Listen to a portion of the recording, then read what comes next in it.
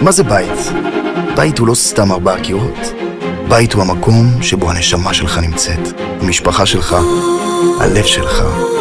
הרי בסוף היום הנשמה רוצה קצת להירגע. אבל גם סטייל ועיצוב ויוקרה. כן, בלי בושה.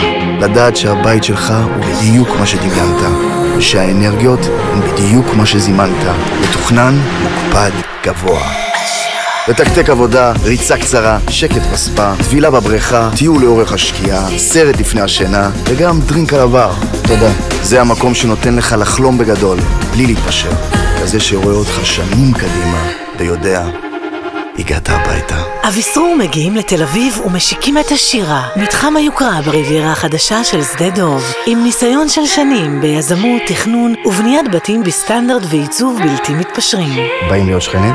כוכבית 8663